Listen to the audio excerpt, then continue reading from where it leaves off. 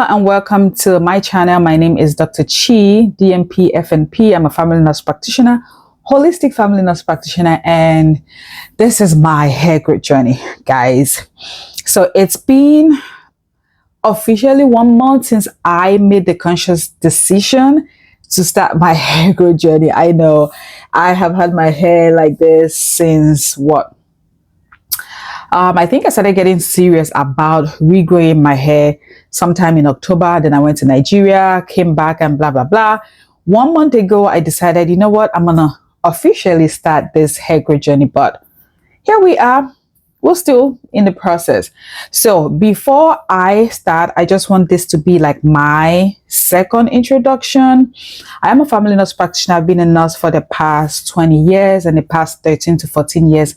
I have been a family nurse practitioner. I just recently completed my doctorate in nursing degree.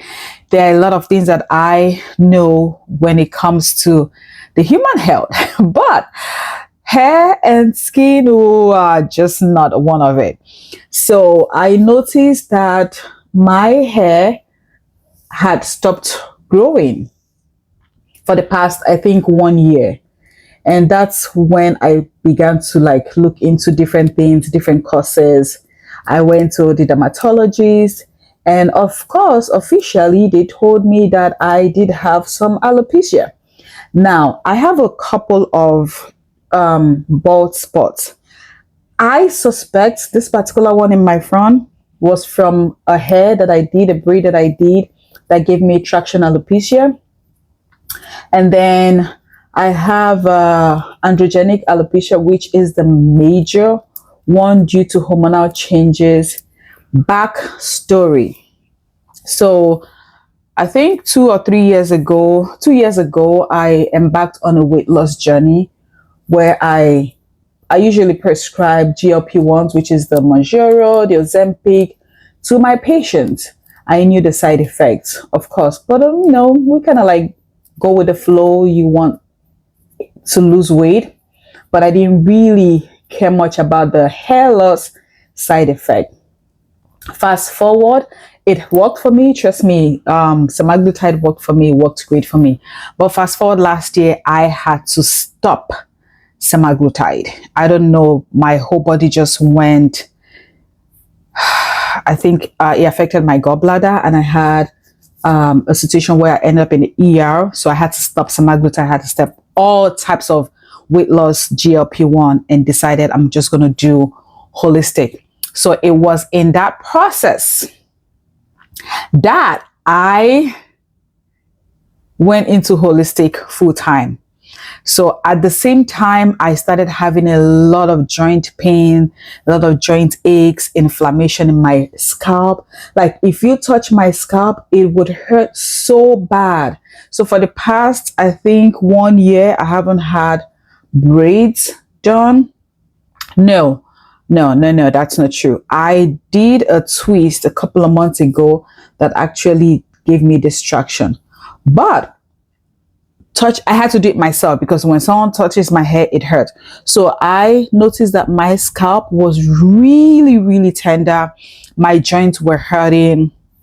Everything was just out of whack. So I, of course, went to the hospital. I ended up in the hospital for 4 days. Yes, guys, I was in the hospital. I was admitted for 4 days. I had a lot of inflammation going on. My numbers were out of whack. My ESR, everything was just out of place. And I was diagnosed with an inflammatory process that over the course of the last couple of months, thank God, has been, has kind of been in remission. And I'm grateful for that. So what I did was I started doing my own personal research on everything, on the type of inflammation that I had, the causes, the contributing factors, and all whatnot. Now, because of all the medications I was on, NSAIDs, I was on steroids, I was on all kinds of things, in addition to the semaglutide I had been using, I think that kind of made my hair halt. I have been stuck at the telogen phase, which is the resting phase of hair growth.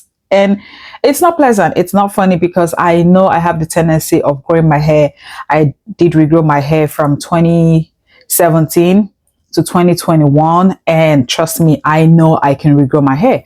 But for some reason, I noticed that my hair wasn't growing or has not grown in the last 1 year. I have seen a dermatologist and they have given me their suggestions on what to do, which I would follow. But I also want to I want to regrow my hair. Naturally, I have a tendency to be able to regrow my hair, and I want to track my journey and my whole hair growth over the next couple of months, years, if possible. So today I will be measuring my hair. It doesn't look healthy. I'm telling you, if I take it out, to me, I know my hair and I know this doesn't look healthy. Because my hair follicles have been damaged. I have like damaged hair follicles, and my strands, I haven't been properly taking care of it. But that's why we're here. So today I will be officially, I don't know if this is the right tool to use. So what I have noticed is that my hair has different lengths. So for example, this one, I retwisted this morning. You see how long this is? So this one, this right here, these two. See how long this is? So this is long. It's longer than this one. So I have this one. So today it's official, July 7th. My front hair is right here.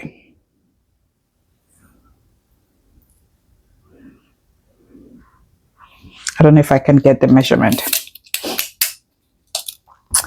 I don't think this is the right tool to use, but we'll see.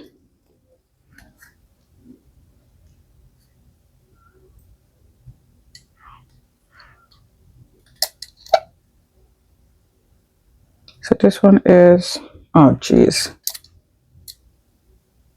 right here.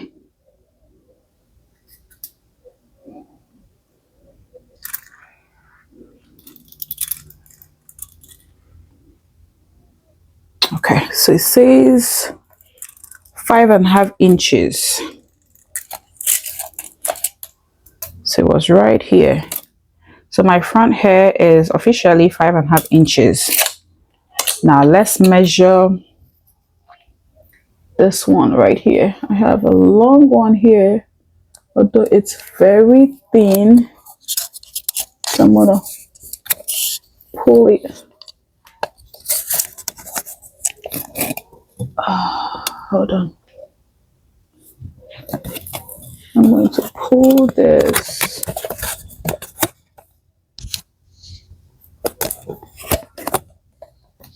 Right here.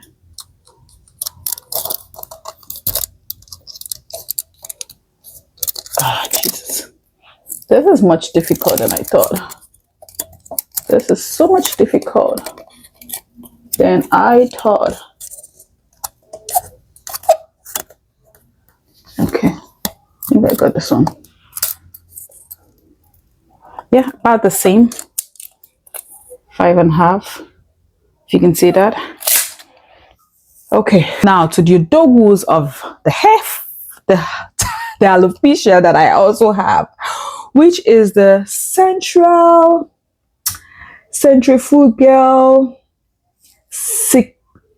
cicatricial alopecia, CCA. Okay, so henceforth we're going to be calling it CCA because I'm not about to bite my tongue.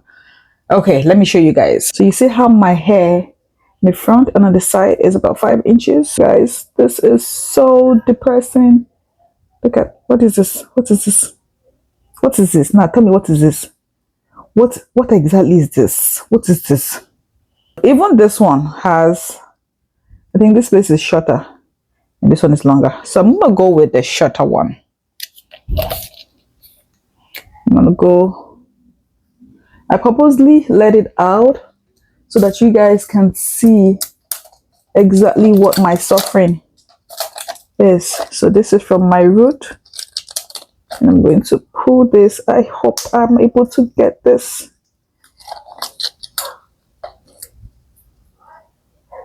I think, yeah, that's, oh shoot.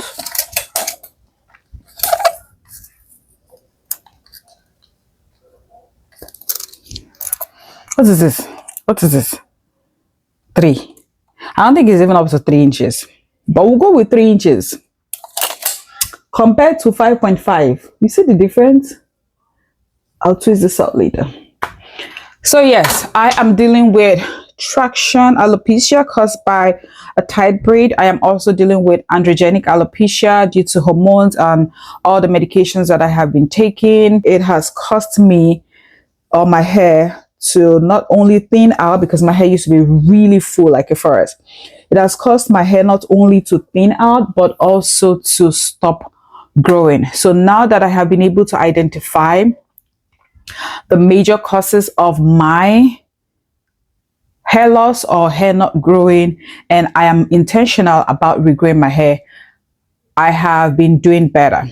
Now, another thing that I have been dealing with for the basically all my life has been anemia.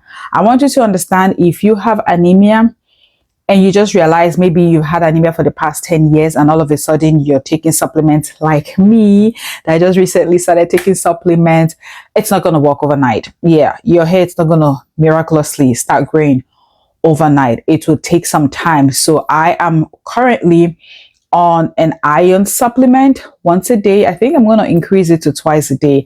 I stopped it before because the pills, the iron pill, used to give me so much constipation. Like, my constipation used to be so bad.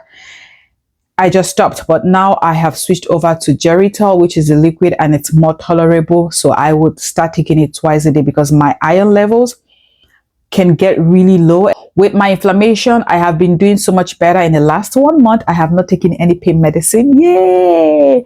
And that's due to me going wholly on holistic, natural stuff. I have been doing a lot of teas, green tea. I have been I'm going to show you my pantry. So this is what my pantry looks like.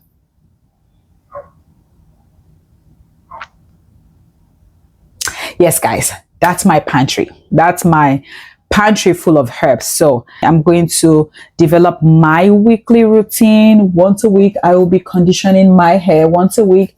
Tomorrow, I'm off tomorrow, so I'll do my deep conditioning once a week. I will be detoxing my scalp once every 2 weeks, because I have been informed that my scalp tends to build up on product. So I will be deconditioning once a week. I will be doing a scalp detox once every 2 weeks.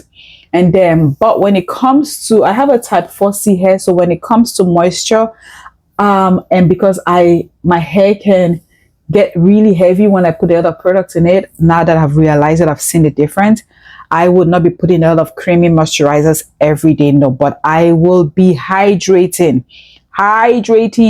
my scalp every day with either water, aloe vera juice, and I also made the rosemary and cloves spray. So that's what I'm going to be hydrating my scalp with every day. But with terms of moisturizing, I don't think I'm going to be putting a lot of cream on it. That way it doesn't clog up my pores that I'm trying to rebuild. Being able to identify these have been really helpful, even though I have been a nurse all my years. But sitting down with a dermatologist who kind of explained these things to me, I realized that I could use my experience as a healthcare provider and talk about my hair growth journey, growing your hair back, with science and medical aspect of it, to tell you certain health conditions that can contribute to it. So I would also be sharing certain types of health conditions that can contribute to your hair not growing, your skin, your overall health, and find out solutions as well and treatment that you can use to take care of it. So I will see you in the next video. If this is your first time, don't forget to subscribe. And if you have not seen my video on understanding the hair growth phases, please go check it out.